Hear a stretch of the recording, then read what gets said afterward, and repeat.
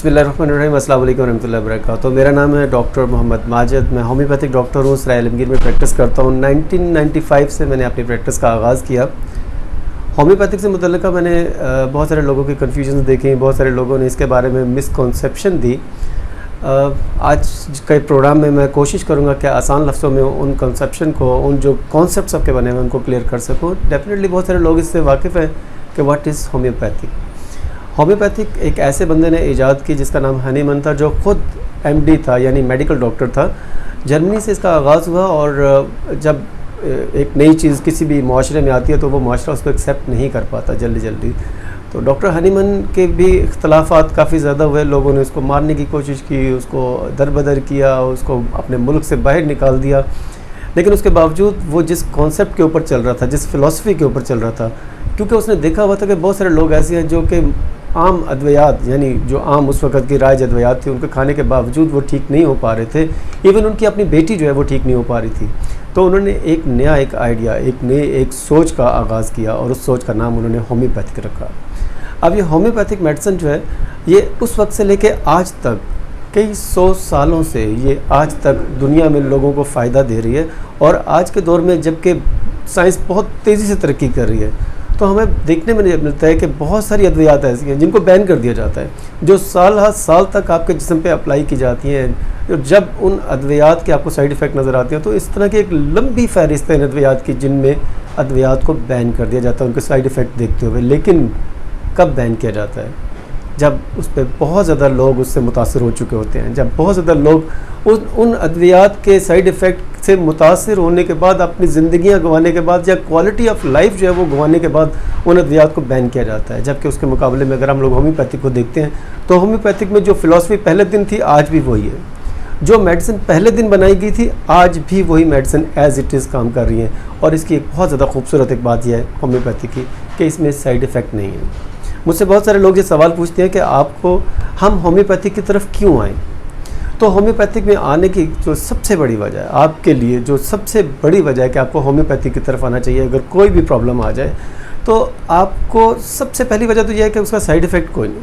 Homeopathic में किसी भी किस्म का आपको साइड इफ़ेक्ट नहीं नज़र आता अगर होम्योपैथ डॉक्टर जो है वो रूल्स एंड रेगुलेशन को फॉलो करते हुए आपको मेडिसिन प्रिस्क्राइब कर रहा है।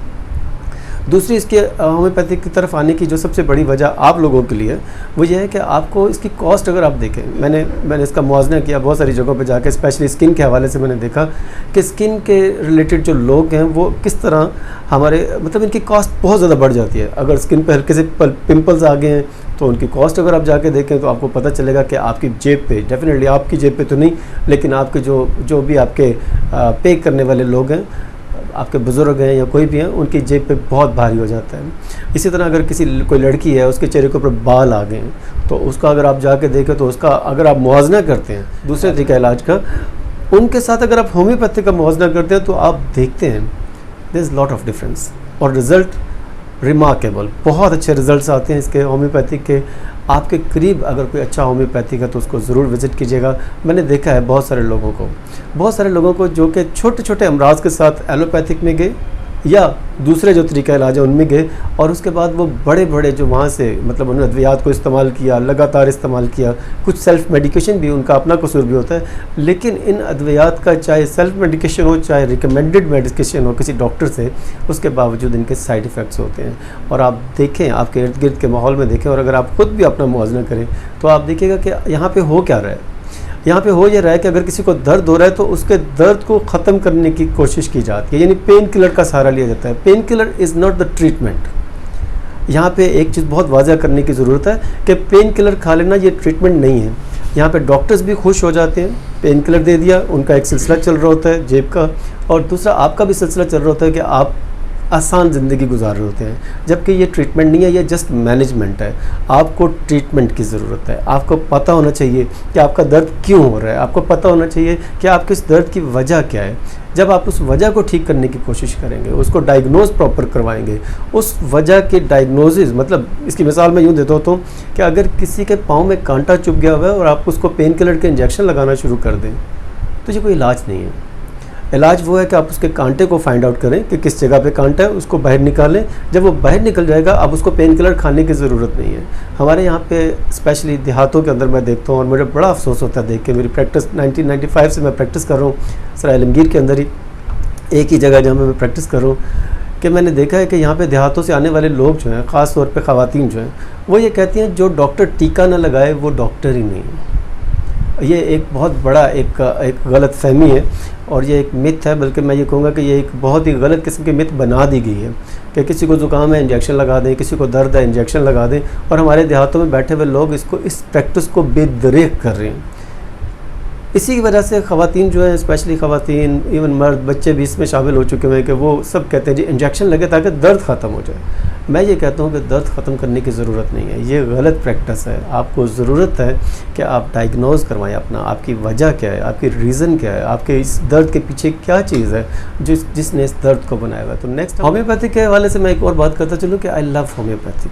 मैं इसलिए ये बात कहता हूँ कि आई लव होम्योपैथी क्योंकि होम्योपैथी के मुझे वो रिज़ल्ट्स दिए हैं जो कि आम नज़र नहीं आते। मतलब आम तौर पे आपको दूसरे जो मेडिसिन हैं उनमें आपको नज़र नहीं आते। होम्योपैथी की वजह से मुझे इतनी दुआएं मिली हैं कि जिनका मैं सोच भी नहीं सकता था कि अल्लाह ताला ने मुझे इतनी इज़्ज़त दी होम्योपैथिक में। और उसकी सबसे बड़ी मिसाल, रिसेंटली मैं तुर्की में गया और तुर्की में वहाँ के गवर्नर जो थे, एक इलाका है, एक सूबा है, उस सूबे के गवर्नर जो थे, उनका ट्रीटमेंट करने के लिए यहाँ से गया। और इसी तरह मैंने जाके वहाँ पे कुछ लोग, इवन मैं, क्योंकि वहाँ पे मैं ऑनलाइन मरीज़ देखा करता था, यहाँ पे मैं खुद तुर्की में बैठा हुआ था, यहाँ पे मेरे पेशेंट थे तो उनको मैं ऑनलाइन देखता था। तो वहाँ का जो वेटर था उसने मुझसे आके पूछा कि आप डॉक्टर हैं, क्योंकि वो थोड़ी बहुत इंग्लिश जानता था। तो उससे बात हुई तो उसने मुझे कहा कि आप डॉक्टर हैं। तो मैंने कहा जी मैं डॉक्टर हूँ। तो आप किसका ट्रीटमेंट करते हो? तो मैंने कहा इस तरह दर्दों का भी ट्रीटमेंट करता हूँ, अगर किसी के घर औलाद ना हो उसका भी ट्रीटमेंट हो जाता है। तो उसने अपनी आंटी को मेरा बताया, उसकी आंटी, उसकी खाला सी, उनके घर औलाद नहीं थी, छोटा बच्चा था, उसकी खाला के घर औलाद नहीं थी और वो खाला को लेके आ गया। और मुझे अभी पिछले दिनों रिसेंटली उसकी खाला की कॉल आई, साथ वो ट्रांसलेट वो कर रहा था। तो उस बच्चे ने बताया कि मेरी खाला जो है वो प्रेग्नेंट हो गई है। तो अल्हम्दुलिल्लाह इसके साथ साथ एक और काम भी हुआ कि वहाँ पे तुर्की में जाके मैंने कोशिश की, वहाँ के गवर्नर जो थे उनके साथ मिलके मैंने कोशिश की कि किसी तरह यहाँ पे होम्योपैथी को इंट्रोड्यूस करवाया जाए, जिसके लिए मैंने थोड़ी सी कोशिश से मुझे पता चला कि गवर्नर साहब इसमें बहुत इंटरेस्टेड है, बिकॉज उनको बहुत अच्छा रिजल्ट मिला था। तो उन्होंने वहाँ के मिनिस्टर ऑफ हेल्थ के साथ मेरी मीटिंग अरेंज की और वहाँ पे हम लोग मैं अपनी सिफारिश एक दे के आया हूँ जिसमें कि होम्योपैथी को वहाँ पे रिकग्नाइज़ किया जाए, बिकॉज़ अभी तक वहाँ पे होम्योपैथिक जो है वो रिकग्नाइज़ नहीं हुई थी। अभी उनके गालिबन कोई इलेक्शन वगैरह चल रहे हैं तुर्की में, जिसकी वजह से मेरा जो प्लान था, ये जो सिफारिश थी, ये अभी तक उनकी पार्लियामेंट का हिस्सा नहीं बन सके। नेक्स्ट हम लोग इंशाल्लाह ये आपके साथ दोबारा इसी प्रोग्राम में आपके खिदमत में हाज़िर होंगे। और नेक्स्ट जो प्रोग्राम मैं लेके आ रहा हूँ वो लेके आ रहा हूँ कमर दर्द, जिसके बारे में थोड़ा सा तारफ़ करवा दूं कि कमर दर्द एक ऐसा प्रॉब्लम है जिसमें हर कोई तकरीबन कमोबेश 100% लोग कोई कम कोई ज़्यादा इसमें मुब्तला होता है। इसकी जो सबसे वर्स्ट कंडीशन है वो बहुत ज़्यादा पेनफुल हो जाती है, बहुत ज़्यादा जब रीढ़ की हड्डी इन्वॉल्व हो जाती है, जब वर्टिब्रल कॉलम इन्वॉल्व हो जाता है, शाटिका डेवलप हो जाती है, तो ये बहुत पेनफुल कंडीशन आ जाती है। तो हमारी होम्योपैथी के अंदर, जबकि दूसरे तरीका इलाज के अंदर इसका फ़ौरन ऑपरेशन के लिए कहा जाता है, हमारी होम्योपैथी के अंदर इसका 6 से 8 हफ्ते का ट्रीटमेंट होता है। और आप देखते हैं कि इस तरह के बहुत सारे केसेस के जिनको रिकमेंड किया जाता है कि आप ऑपरेशन करवाएं, सर्जरी, स्पाइनल सर्जरी करवाएं, जो कि एक बहुत पेनफुल और बहुत रिस्की फैक्टर है। उसके बगैर, ऑपरेशन के बगैर आप ट्रीटमेंट मेडिसिन के साथ, होम्योपैथिक मेडिसिन के साथ, बगैर किसी साइड इफ़ेक्ट के इनका ट्रीटमेंट कर सकते हैं। अस्सलाम वालेकुम।